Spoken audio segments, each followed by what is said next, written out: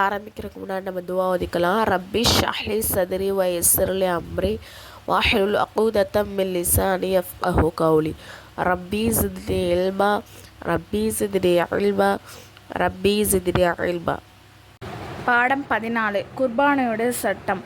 அதாவது ஈதுல் அல்ஹா அப்படின்னா ஹஜ்ஜு பெருநாள், சரிங்களா? அந்த டயத்தில் நம்ம எதுக்கு குர்பானி கொடுக்குறோம் அப்படின்னு சொன்னால், இப்ராஹிம் அலிஸ்லாம் அவங்களுடைய மகன் இஸ்மாயில் அலிஸ்லாம் அவர்களை என்னது அறுத்து பலியிடுவாங்க இல்லையா? ஆனால் பலியிட மாட்டாங்க, சரிங்களா? அதுக்கு நினைவு கூறுவதாக தான் நம்ம என்ன பண்ணுறோம், குர்பானி கொடுக்குறோம். இந்த குர்பானுடைய சிறப்பு என்ன அப்படின்னு சொன்னால், நபிசலாசம் சொல்கிறாங்க, ஈதுல் அல்ஹாவுடைய நாளில் ஆதமுடைய மக்களில் அமலில் ரொம்பவே சிறப்பான அமல் எது அப்படின்னு சொன்னால், அல்லாவுக்கு விருப்பமான அமல் எது அப்படின்னு சொன்னால் குர்பானி தான் அப்படின்னு சொல்கிறாங்க. மேலும் குர்பானுடைய பிராணி கியாமத் நாளில் தன்னுடைய கொம்பு முடி குழம்புடன் வரும். குர்பானி பிராணியின் இரத்தம் பூமியின் விழுவதற்கு முன் அல்லாஹ்வின் அங்கீகாரமும் பொருத்தமும் கிடைத்த விடுகின்றன. எனவே அல்லாஹ்வின் அடியார்களே, உள்ளத்தின் முழு சந்தோஷத்துடன் குர்பானி கொடுங்கள். அதாவது குழம்புனா என்னென்னா, அந்த காலுக்கு கால் இருக்கும் இல்லையா, காலுடைய அடிப்பகுதி இருக்கும் இல்லையா, பிளாக் கலரில் இருக்கும் இல்லையா, அதை குழம்பு அப்படின்னு சொல்லுவாங்க, சரிங்களா? இப்போ நம்ம கியாமத் நாளில் அந்த குர்பானியோடைய அந்த பிராணியோடைய கொம்பு முடி அந்த குழம்புடன் என்ன வரும். அதாவது அந்த குர்பானியை வெட்டும்போது ரத்தம் பூமியில் விழுறதுக்கு முன்னாடியே அல்லாஹ்வின் அங்கீகாரமும் பொருத்தமும் அவருக்கு கிடைச்சிரும். அது நல்ல நியத்தோடு அவங்க குர்பானி கொடுக்கறது மூலமாக, சரிங்களா? அதனால் உள்ள தூய்மையோட அல்லாஹுக்கு மட்டுமே நம்ம கொடுக்கணும். பேருக்காகவும் புகழுக்காகவும் என்ன பண்ணக்கூடாது, குர்பானி கொடுக்கக்கூடாது. ஒரு பெண் வசதி வாய்ப்பு பெற்றிருந்தும் குர்பானி கொடுக்காவிட்டால் அவள் என்ன ஆகிடுவா, குற்றவாளியாக ஆவாள். நபியவர்கள் கூறினார்கள், எவர் குர்பானி கொடுக்க சக்தி இருந்தும் குர்பானி கொடுக்கவில்லையோ அவர் நம்முடைய ஈதுல் அல்ஹாவிற்கு அருகில் கூட வர வேண்டாம், தொழுகை கூட வர வேண்டாம் அப்படின்னு சொல்லியிருக்காங்க. அந்த வசதியெலாம் இருந்து கொடுக்காமல் இருக்கிறவங்க, ஓகேங்களா? குர்பானியுடைய நேரம் என்ன அப்படின்னு சொன்னால், துல்ஹஜ் மாதம் 10ஆம் நாள் சுபுகிலிருந்து துல்ஹஜ் மாதம் 12ஆம் நாள் சூரியன் மறையும் வரை என்ன பண்ணலாம், குர்பானுடைய நேரமாக இருக்குது. 10, 11, 12 3 நாள் நம்ம கொடுத்துக்கலாம், சரிங்களா? அதாவது நம்ம தொழுது வந்ததுக்கப்புறம் தான் குர்பானி கொடுக்கணும், சரிங்களா? சுபுகிலிருந்து இந்த 3 நாட்களில் எந்த நாட்கள் வேண்டுமெனாலும் குர்பானி கொடுக்கலாம். ஆனால் 10ஆவது நாள் மிகவும் சிறப்பானதாகும். இரவிலும் குர்பானி கொடுக்கலாம், ஆனால் அது சிறப்புக்குரியது அல்ல. அந்த நைட்டே கொடுக்கலாம், ஆனால் இருந்தாலும் அது சிறப்புக்குரியானதாக இல்லை. இன்னொரு சட்டம் என்ன சொல்கிறாங்க அப்படின்னு சொன்னால், ஈது தொழுகை நடைபெறும் ஊரில் ஈது தொழுகைக்கு முன்னாடியே என்ன பண்ணிடணும், குர்பானி கூடாது. ஆனால் ஈது தொழுகை நடைபெறாத கிராமத்தில் சுபுஹ் சாதிற்கு பின் குர்பானி கொடுப்பது கூடும். அதாவது என்ன அப்படி சொல்கிறாங்கன்னா, இப்போ நம்ம ஊர்லலாம் ஈது தொழுகை வைப்பாங்க அப்படின்னு சொன்னால், அந்த தொழுகைக்கு முன்னாடியே நம்ம என்ன பண்ணக்கூடாது, குர்பானி கொடுக்கக்கூடாது. ஆனால் சில சின்ன சின்ன கிராமத்துலலாம் அங்கெல்லாம் பள்ளிவாசல் இருக்காது, தொழுகை நடக்காமல் இருக்கும், பக்கத்து ஊரில் தான் போய் தொழுகிற மாதிரி இருக்கும். அப்படின்னா நம்ம என்ன பண்ணலாம், அந்த ஊரில் ஈது தொழுகை நடைபெறாது, அப்படிப்பட்ட ஊரில் என்ன பண்ணலாம்னா சுபு தொழுகைக்கு பின்னாடியே நம்ம என்ன பண்ணிக்கலாம், குர்பானி கொடுத்துக்கலாம் அப்படின்னு சொல்கிறாங்க, சரிங்களா? அடுத்த சட்டம் என்ன அப்படின்னு சொன்னால், ஈது தொழுகை நடைபெறும் ஊரில் உள்ள ஒரு பெண் தன்னுடைய குர்பானி ஈது தொழுகை நடைபெறாத கிராமத்தில் கொடுப்பதாக இருந்தால் சுபு சாகத்திற்கு பின் கொடுக்கலாம். அதாவது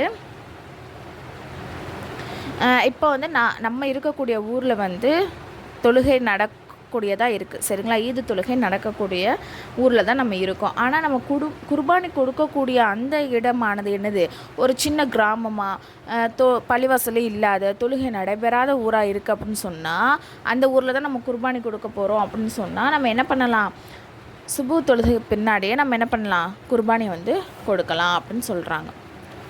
குர்பானி யார் மீது கடமை அப்படின்னு பார்த்தோம் அப்படின்னு சொன்னால், குர்பானி நாட்களின் உள்ளூரில் இருக்கக்கூடிய முஸ்லிமான ஆண் பெண் ஒருவரிடம் நிசாபின் அளவு பொருளாதாரம் இருக்குமானால், அல்லது தனது சொந்த உபயோகம் மற்றும் தேவைக்கு அதிகமான ஆடை, பாத்திரம், பர்னிச்சர், அலங்கார பொருட்கள் மற்றும் தேவையை விட அதிகமான இடம், வீடு போன்றவை ஜக்காத் கடமையாக அளவு இருந்தால் அவர் குர்பானி கொடுப்பது கடமை. என்ன சிம்பிளாக என்னென்னா, யாருக்கு ஜக்காத் கொடுக்குற அளவு நிசாபுடைய அளவு அடைஞ்சிருக்காரோ அவர் என்ன பண்ணலாம், குர்பானி கொடுக்கலாம், சரிங்களா? அடுத்த சட்டம் என்ன அப்படின்னு சொன்னால், அந்த குர்பானி கொடுக்கக்கூடியவரை என்ன பண்ணணும், உள்ளூரில் இருக்கணும் அப்படின்னு சொல்கிறாங்க. பிரயாணிகள் மீது குர்பானி வந்து எனது கடமை இல்லை. ஆனால் துல்ஹஜ் மாதம் 12ஆம் நாள் சூரியன் மறைவதற்கு முன்னாகவே அவர் என்ன பண்ணிடுறாரு, சொந்த ஊருக்கு வந்துட்டார் அப்படின்னு சொன்னால், அல்லது ஏதாவது ஒரு இடத்தில் 15 நாட்கள் தங்க நியத்து வைத்து விட்டால் அவர் மீது குர்பானி கொடுப்பது கடமையாகும். சரிங்களா? இப்போ வந்து 3 நாள் நம்ம வந்து குர்பானி கொடுக்கலாம். 10, 11, 12. அந்த 12 அதாவது அந்த பிறை 12, சரிங்களா? துல்ஹஜ் பிறை 12 சூரியன் மறைவதற்கு முன்னாடியே அவர் ஊருக்கு வந்துட்டார் அப்படின்னு சொன்னாலோ, அல்லது ஒருத்தவர் வந்து நான் 15 நாள் தான் ஊரில் போய் தங்குவேன் நியத்தோடு போய் தங்கியிருக்காரு அப்படின்னு சொன்னாலும் அவர் என்ன பண்ணலாம், குர்பானி கொடுக்கலாம். அடுத்த சட்டம் என்னென்னா, குர்பானி கடமையான பொருள் மீது வருடம் பூர்த்தியாக வேண்டும் என்ற நிர்பந்தம் இல்லை. எனவே ஒரு பெண்ணிடம் குர்பானுடைய 3 நாட்களின் ஏதாவது ஒரு நாட்களின் ஜகாத்தின் நிசாப் அளவிற்கு பொருள் வந்து வந்தாலும் அவருக்கு குர்பானி கொடுப்பது கடமையாகும். அதாவது என்னென்னா, இப்போ ஜக்காத் கொடுக்குறவங்க எப்படி ஒரு வருஷம் பூர்த்தி ஆகணும் அந்த பொருளுடைய வருஷம் அப்படின்னு நம்ம சொல்கிறோம் இல்லையா? ஆனால் குர்பானிக்கு அப்படி கிடையாது. சரிங்களா? அந்த இப்போ வந்து என்ன சொல்கிறது, துல்ஹஜ் பிறை 10 அவங்களுக்கு என்ன ஆகுதுன்னா, இப்போ அவங்களுக்கு 10.5 பவுன் அதுக்கு மேலே நிசாபுடைய அளவு, சரிங்களா? நிசாபோட அளவோட அதிகமான பொருட்கள் அவங்களுக்கு வந்து கையில் இருக்குது. அந்த ஒரு நாளில் அவர் வந்து வாங்கியிருக்காரு அப்படின்னு சொன்னாலும் அவரும் என்ன பண்ணலாம், ஜக்காத் வந்து கொடுக்கணும். அதுக்கு ஒரு வருஷம் காத்திருக்குன்னு அவசியம் கிடையாது. விளங்குது அவங்களுக்கு? எச்சரிக்கை என்ன சொல்கிறாங்கன்னா, சில மக்கள் வந்து குர்பானியை வந்து ஹஜ்ஜை போல் எண்ணிக்கிட்டு வாழ்க்கையில் ஒரு முறை மட்டும் கொடுத்தா போதும் அப்படின்னு நினச்சிக்கிட்டு என்ன பண்ணுறாங்க, மிகப்பெரிய குற்றமாக இருக்குது. சரிங்களா? அந்த மாதிரி நம்ம நினச்சிக்க கூடாது. ஒவ்வொரு வருஷமும் என்ன பண்ணணும், ஜக்காத் கடமையாக அளவு அவர் பொருள் வச்சுருந்தா அவர் வந்து என்னது குர்பானி கொடுக்கணும். இப்போ ஹஜ்ஜு செய்கிறது வாழ்க்கையில் ஒரு தடவை பண்ணால் போதும் அப்படின்னு நினைக்கிற மாதிரி என்ன பண்ணக்கூடாது, இந்த குர்பானியை நினைக்கக்கூடாது. நமக்கு எப்போல்லாம் ஜக்காத் கொடுக்க கடமையோ அப்போயே நம்ம என்ன பண்ணணும், ஒவ்வொரு வருஷமும் இது என்ன குர்பானியும் கொடுக்கணும். அடுத்த சட்டம், ஒரு வீட்டில் எத்தனை பேரிடம் ஜக்காத் கடமையாக அளவு பொருள் இருக்குமோ அவர்கள் அனைவரும் மீதும் தனித்தனியாக குர்பானி கொடுப்பது கடமையாகும். ஒரு குர்பானி அனைத்து நபருக்கும் எனது போதுமாகாது. சரிங்களா? ஒவ்வொருத்தவங்களும் ஜக்காத் கடமை அளவுக்கு பொருள் வச்சுருக்காங்கன்னா அந்த ஒவ்வொருத்தவங்களும் தனித்தனியாக என்ன பண்ணணும், குர்பானி கொடுக்கணும். அடுத்த சட்டம், குர்பானி கடமையாக ஒருவர் குர்பானி கொடுக்காமல் விட்டுவிட்டால் அவர் ஒரு ஆட்டையோ அல்லது அதன் பணத்தையோ என்ன பண்ணலாம், சதக்கா செய்வது கடமை.